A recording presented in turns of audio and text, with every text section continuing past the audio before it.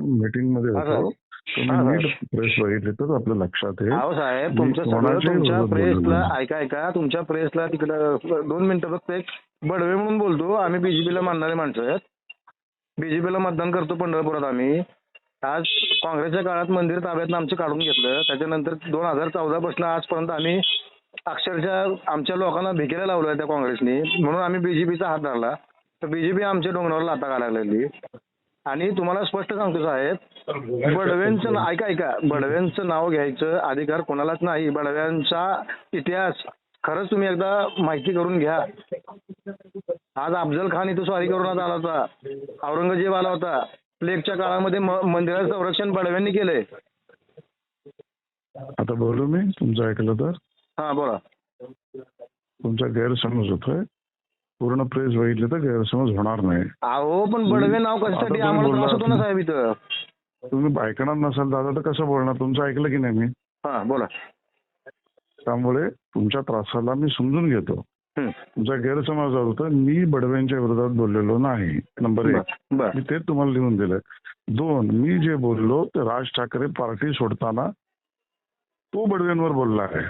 कोण? राज ठाकरे. मान्य 100%. हा 2 3 मी त्यांना तुमच्यासारखंच राज ठाकरेंनी बडव्यांचा उल्लेख केलाय त्याचं क्रिटिसाइज करतोय, आलोचना करतोय. तुम्ही कुठल्या बडव्यांबद्दल बोला हा प्रश्न विचारतोय. काय झालं साहेब ऐका, आता तुम्ही ऐकूनच येत नाही. शांतपणे ऐकून घ्या मग तुम्ही बोला. ऐकतो मी. तुमचा हा समज आहे की मी बडव्यांच्या विरोधात बोललो. हे नाही. राज ठाकरे पक्ष सुरू करताना या माझ्या विठ्ठलाला बडव्यांपासून मुक्त करायचं असं म्हणाले. का म्हणाले? कोणाबद्दल बोलले? ते बडवे कोण हे राज ठाकरेंनी सांगा. आम्ही त्यांना प्रश्न विचारतोय. मी तुमची बाजू घेतोय. मी तुमच्या विरोधात नाही बोलत आहे. एवढंच मला म्हणायचं आहे. बोला. आता मी बोलू का साहेब तुम्हाला? बोला. बघा आम्ही आशिष शेलार साहेबांना खूप मानणारे माणसं आहेत. अरे मी आशिष शेलारच बोलतो. मी सारखे तुम्हाला SMS ला रिप्लाय केला. मी स्वतःच करतोय. तुमचा गैरसमज तिथेही करतोय. मी स्वतः करतो. आता मी मीटिंग मधून बाहेर आलो तेवढ्यासाठी. 2 मिनिटं फक्त माझं म्हणणं फक्त 2 सेकंद मला बोलू द्या फक्त. आज आमची परिस्थिती इतकी वाईट अवस्थेत आहे साहेब. 10 ते 15 हजार लोकांचा समाज अक्षरशः रस्त्यावर या काँग्रेसच्या काळात काढलेला आहे सगळा.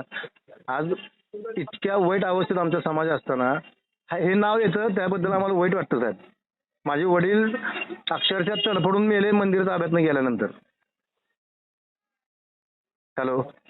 मी ऐकतोय. परत बोललो तर तुम्ही म्हणाल ऐकत नाही. बोला. हा माझे वडील तडफडून मेले 15 दिवसात. आज मंदिराचं संरक्षण हजारो वर्षापासून बडव्यांनी केलं. कट्टर हिंदुत्ववादी बडवे समाज आहे लक्षात ठेवा. आणि तो समाज कायम आजपर्यंत तुमच्याबरोबर आहे. ह्याच्या पुढेही तुमच्याबरोबर राहील. फक्त आमची एक तुम्हाला रिक्वेस्ट आहे की तुम्ही आमच्या बाजूने उभा राहा. तुम्ही आता मला बोलतो ना. हा तुम्ही बोललात ते मान्य आहे मला की तुम्ही बडव्यांची बाजू घेऊन बोललात. आता मी बोलू साहेब? हा बोला. तुमचं म्हणणं मला पूर्ण मान्य आहे. तुम्ही आमच्यावर आहात त्याबद्दल धन्यवाद आणि कृतज्ञ पण आहोत. आम्ही तुमच्या विरोधात जाणार बीजेपी कधीच नाही. आजपर्यंत गेली नाही, यापुढे जाणार नाही. तुमची झालेली अडचण तुम्ही मला सांगितली. हा वेगळा विषय. त्याच्यासाठी आपण नक्की भेटू, नक्की बोलू, मार्ग काढू, मुख्यमंत्र्यांकडे जाऊ. काही अडचण नाही. आता गैरसमजापुरतं मी तुम्हाला क्लॅरिफाय करतो की हा विषय तो नव्हता आणि मी असं बोललेलं नाही. बीजेपी असं बोलणार नाही. एवढंच क्लॅरिफाय केलं. तुम्ही क्लॅरिफाय करून घ्या. एवढंच माझी विनंती. आणि आम्ही तुमच्यावर आहोत. बस. आणि तुम्हाला भेटायचं साहेब मला. मी पण मुंबईला येणार आहे. पुढच्या आठवड्यात या घरी भेटू आपण. हा पांडुरंगाचा प्रसाद घेऊन येतो. पांडुरंगाची मूर्ती, पांडुरंगाचा एक बडवे म्हणून बरं का, जे जुने पुजारी हजारो वर्षापासून.